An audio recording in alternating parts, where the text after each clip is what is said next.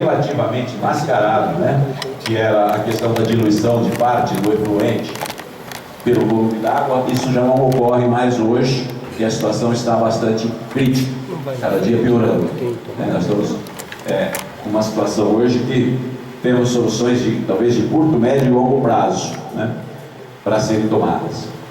Soluções não, né? Alternativas. Bom, mas vamos lá. Nós instauramos esse inquérito, como eu havia dito, né, por uma representação do movimento Vamos Salvar a Represa Salto Grande. Essa mesma representação foi dirigida ao Ministério Público Federal de Campinas e ao Ministério Público Federal de Piracicaba. Então acabou originando 3 inquéritos civis sobre o mesmo assunto, né? Talvez a gente, o de Piracicaba, que tramita aqui em conjunto com a doutora Luciana, que é a promotora de justiça do meio ambiente em exercício aqui na comarca de Americana, talvez estejamos num estágio um pouco mais avançado de investigação, não sei, a situação da Dilson, depois ele vai comentar, né? Hoje nós temos aqui, eu trouxe só uma parte dele, 10 volumes já do inquérito civil. Aqui tem muito CD, certamente seriam 20 volumes ou mais, além dos anexos, que eu não trouxe, né? É mais para ilustrar mesmo a situação.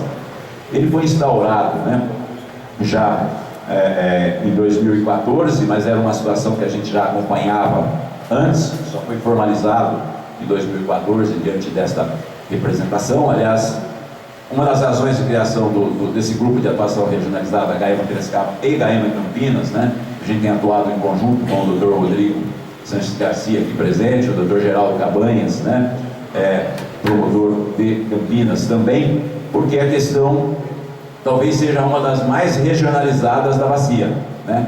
Reconhecidamente o trecho mais crítico da bacia hidrográfica, das bacias hidrográficas PCJ, Piracicaba, Capivari e Jundiaí, justamente porque na represa de Salto Grande, onde a água deixa de ser um ambiente lótico, né, uma água corrente, para ser um ambiente lêntico, isso agrava muito porque ela funciona como um ponto de armazenagem de todo o efluente não tratado e do residual não tratado. Em reuniões anteriores foi esclarecido aqui pela CETESB, pelos presentes, né, que existe um remanescente de carga orgânica, né?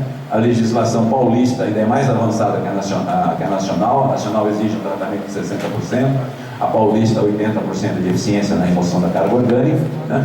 E sobrariam em alguns lugares esses 20%, outros lugares muito mais que isso, em outros, como Valinhos e Vinhedos, em 2014 tinha uma eficiência da ordem de 93%, 92% de tratamento, e aqui estão os representantes, né, da CETESB regionais, e também a doutora Maria Penha, né, que é a coordenadora das regionais aqui, que fica em São Paulo, no departamento do interior da CETESB, poderá depois dizer melhor qual é a situação atual, né? Mas há um ano atrás era este o diagnóstico. A gente recebeu algumas informações complementares, mas eu vou deixar para depois eles se manifestarem mais precisamente sobre isso, né? Então, hoje, se nós temos uma eutrofização muito grande, a ponto de o professor Tudisi vai relatar aqui depois que a situação da água piorou bastante, ele está fazendo algumas recomendações, né, como colaborador técnico, né, com a autoridade internacional que possui no assunto. Inclusive ele foi um dos que estudou essa tecnologia, a Flotflux, para reversão do Pinheiros em relação a Bilis, né, situação que está voltando hoje à tona, à discussão. Havia até uma sentença transitada em julgado proibindo, né, o bombeamento da represa do Pinheiros para Bilis, porque o Pinheiros é classe 4, a Bilis classe 2 e não poderia lançar água nessa circunstância, até por força da Constituição Estadual. O juiz que analisou isso agora recentemente entendeu que em questões ambientais não há que se falar em trânsito em julgado da sentença, que a situação pode mudar em razão da dinâmica da cidade, e essa questão voltou a ser discutida no âmbito do governo do Estado de São Paulo. Agora em março mesmo o Estadão trouxe uma matéria numa entrevista com o governador, né, que ele falava que a CETESB, através do Gerson Kelman, estava reestudando essa possibilidade, né?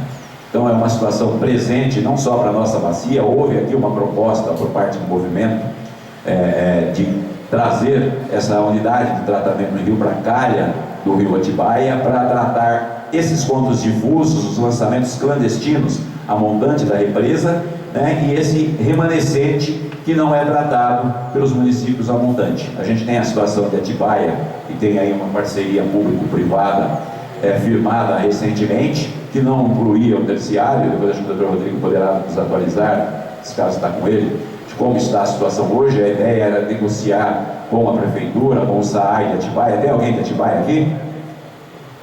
Foram convidados, tem alguém de Valinhos? Vinhedo? Foram convidados Valinho, Vinhedo, Atibaia e Campinas. Campinas está aqui essa NASA, até através do seu presidente, né, de todo o corpo técnico. A gente agradece muito a presença. Acho que é bem importante essa discussão, porque em Campinas se estuda, né, aliás, se está buscando verba já, eu acho que a decisão até já foi tomada, depois os senhores poderão dizer melhor, né, de fazer um tratamento terciário na ET Anhumas, né, e na ET Samambaia, na calha do Ribeirão Pinheiros, é isso? Né? Ribeirão Pinheiros e Ribeirão Anhumas, num trabalho feito aqui pelo Nelson Menegon, pelo Xavier, da CETESB, que estão aqui presentes hoje, poderá dizer disso para vocês, se detectou a necessidade de um trabalho forte, até em razão, né, de uma fiscalização por parte desses serviços municipais também, porque tem muito lançamento clandestino, estações elevatórias para ser feito. Valinhos precisa ampliar a sua captação, passar até para um sistema de tratamento terciário também, né? Então, como eu disse, assim, grosso modo, a situação está mapeada, né? Porque esse remanescente, esse sedimento que fica no fundo da represa, né, que acaba retendo todo o nutriente, né, o fósforo e o nitrogênio, faz com que haja esse alto nível de eutrofização de cianobactérias, né, de aflorafloração das algas na margem. A CPFL constantemente faz a remoção, diz que gasta aí em torno de 500, 600 mil anuais para fazer a remoção, mas é um enxugar gelo, entre aspas, porque na verdade o nutriente está presente, né, no fundo da represa e retroalimenta, depois o Português poderá dizer isso melhor, mas retroalimenta essa poluição por cianobactéria, que acaba consumindo o oxigênio, que gera toxicidade, que dificulta o tratamento da água, né, e faz com que a água esteja de péssima qualidade, afetando as cidades, inclusive a jusante, né, Santa Bárbara do Oeste, Piracicaba e outras, né. Então, ao invés de a gente ter ali uma solução de longo prazo, como uma reserva para efeitos de abastecimento público, nós temos um agravamento desta situação. Inclusive causado, e esse é um outro foco de discussão hoje, pelas chácaras que ficam ao redor das represas. Houve outro diagnóstico que precisaríamos restaurar, né, a mata ciliar em torno da represa, especialmente em relação a grandes propriedades, né. Uma das situações que foi apresentada como uma possível solução aqui pelo Danilo Luchiari, pelo Ricardo Paixão, era essa tecnologia, né, da unidade de tratamento Rio, da tecnologia Float Flux, que tem, segundo consta, uma exclusividade em razão do registro, que dispensaria a licitação, mas uma obra que, em princípio, de um valor alto, né, algo em torno de 160 a 165 milhões. Ano passado estava na ordem de 155 milhões. Certamente atualizado, chegaríamos aos 165 milhões, que foi divulgado aí pela imprensa, né? Na época, o custo mensal de manutenção de uma unidade de tratamento de rios era da ordem de 1,7 milhão. Hoje se estima 2 milhões mensais, né, para a operação desse sistema. Esse sistema, como foi dito em rápidas linhas, né, era uma tecnologia de flotação e de flutuação, né? Floculação, melhor dizendo, e depois de flotação. E ele precisa remover, né, esse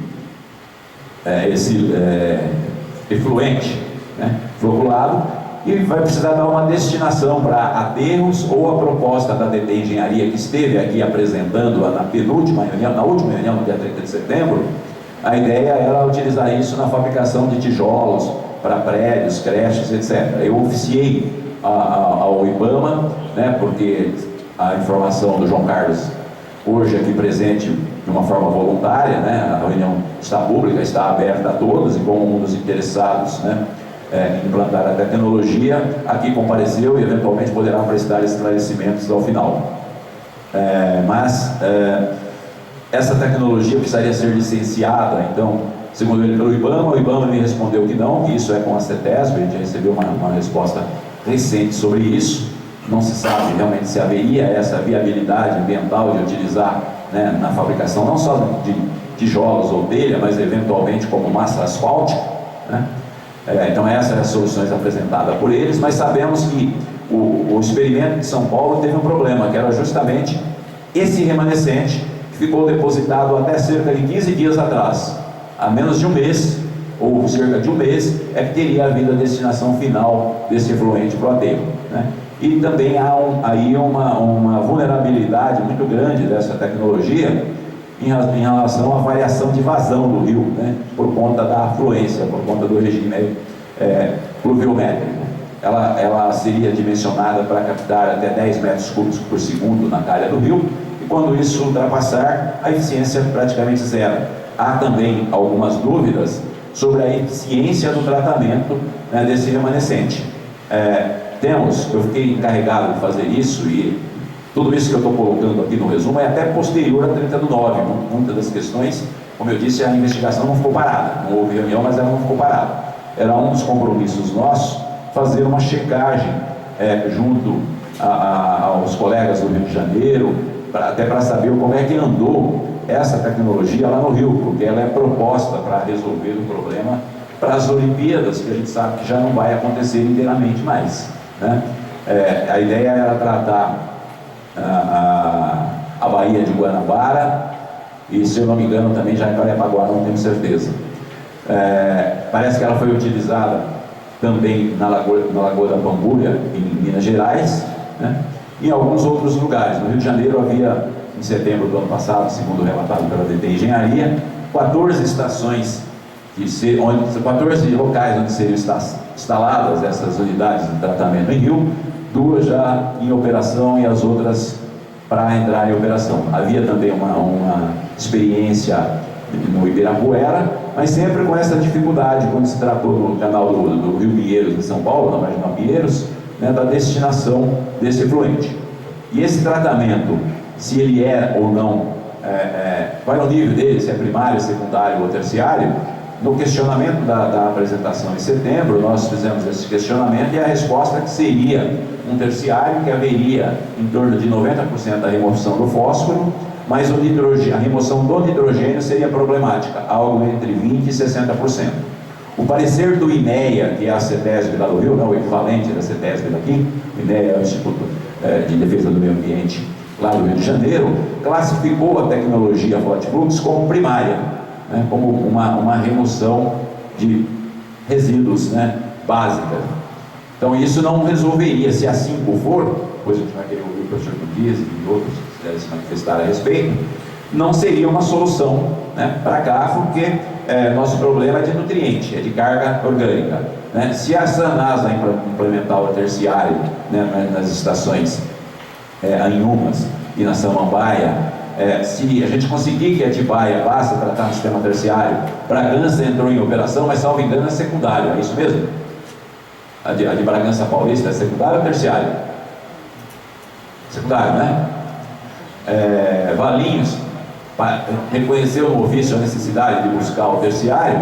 Isso seriam soluções, né, parciais, porque nós teríamos ainda problemas com lançamentos difusos, né, os lançamentos clandestinos, de uma maneira geral. E aí o parecer dos técnicos do Ministério Público do Rio de Janeiro, do GAEMA lá do Rio de Janeiro, é que a tecnologia ela é válida, tá? Mas ela não é uma panaceia, ela não é um remédio para todos os males, tá? Ela poderia ser implantada, mas como um complemento, não como uma solução individual. Não poderia ser dispensado, né, a meta de se coletar 100% e de se coletar, afastar e tratar 100%. Que ainda assim, né, a eficiência não seria 100%, e ainda seria muito difícil de combater todos os pontos clandestinos, os pontos informais, né, de lançamento do efluente. Então, para implantar uma tecnologia teríamos sérios problemas. Primeiro, verificar se ela realmente é eficiente para a remoção de nitrogênio e fósforo, que é o nosso maior problema. Segundo, como torná-la resiliente, né, para não ficar tão vulnerável a esses excessos de vazões em períodos de chuva. Acho que isso é difícil de acontecer. Terceiro, a destinação. E quarto, acho que o mais sério talvez, é quem vai custear, né, um investimento da ordem de 160 milhões que não fica por aí, né? Vejam, se você vai gastar em torno de 2 milhões por mês, nós vamos gastar em torno de 25 milhões anuais, tá certo? Então não é só um investimento de aplicação, é um investimento de manutenção para ela funcionar minimamente bem, né? Foi solicitado um parecer da agência de bacias, né, do Comitê PCJ a esse respeito, né? Então toda a documentação, o projeto apresentado pela DT Engenharia para ser instalado aqui na calha do Rio Atibaia foi encaminhado ao comitê, e a resposta que obtivemos do comitê é no sentido de que, como está havendo os estudos, né, para a efetivação do enquadramento hídrico, né, que é a divisão aí dos usos preponderantes segundo a classe do corpo d'água, né, o que comporta, o que não comporta, isso dá uma forma de capacidade de suporte do corpo d'água. Essa questão de uma alternativa do tratamento, né, do efluente doméstico e industrial na calha do rio seria estudada no âmbito, né, dos estudos para efetivação do enquadramento, que ainda está sendo licitado, né, o termo de referência ainda está sendo licitado. Então é uma questão, eu acho que não é para se resolver de hoje para amanhã, até porque se caso oficialmente se resolva, né, adotar essa solução, essa tecnologia, precisaremos buscar financiamento. E aí, já partindo quase para a conclusão desse resumo, a sugestão que o Danilo fez aqui numa apresentação é que isso pudesse ser estudado, a exemplo do que aconteceu em Rio de Janeiro, lá na Reduc, na refinaria de Duque de Caxias, onde a Petrobras, como contrapartida à ampliação, né, da Reduc, patrocinou a instalação de algumas dessas estações, né, dessas unidades de tratamento em rio. Como havia a notícia de que a Replant de Paulínia está pedindo, né, a ampliação do seu parque industrial aí de refinaria, talvez essa fosse uma das possibilidades. E aí eles foram convidados, estão aqui, poderão eventualmente se manifestar também sobre esse encaminhamento vislumbrado, né? E ainda restaria esse custo mensal de 2 milhões para efeitos da manutenção, né? E a proposta do Danilo é que se estudasse isso junto à Sabesp, uma vez que a Sabesp opera o sistema Cantareira, a diminuição do volume de água acaba afetando a qualidade do rio, né? Isso foi, a Sabesp foi convidada, sabe qual é o assunto que seria tratado hoje. Tem alguém da Sabesp aqui? Foi falado com o jurídico, foi encaminhado para a superintendência regional, e ontem a Sabesp respondeu que não viria, respondeu para o oficial de promotoria que não viria. Estão sabendo exatamente qual é o assunto. Eu acho que isso já é um indicativo, né, da não disposição na colaboração por este caminho, né, caminho colaborativo. Ainda resta uma outra questão a ser discutida hoje, que é a questão da CPFL, tá certo? A CPFL é a operadora, né, através da subsidiária CPFL Renovável, é a operadora da PCH, né, da Pequena Central Hidrelétrica aqui de Salto Grande, né? Ela é obrigada a fazer essa remoção de algas em razão da alta carga de nutriente fósforo pelo não tratamento de esgoto e pelos lançamentos clandestinos, como já foi dito aqui. Existem chácaras que devem estar contribuindo, né? Não sei exatamente em que grau, para a poluição da represa de Salto Grande, porque parte dessas propriedades estão em desnível em relação à rede coletora de esgoto. A rede pública chega em alguns lugares e não chega em outros. A legislação hoje estadual já exige que onde haja rede pública seja lançado o esgoto na rede pública para ser tratado, né? Onde não há, deveria haver solução de fossa, não fossa negra, que é aquela sem revestimento, mas fossa séptica, né? Como tratamento, inclusive, biológico, né? No mínimo para esse efluente, com a remoção, né, através desses caminhões limpa-fossa, com destinação adequada para tratamento.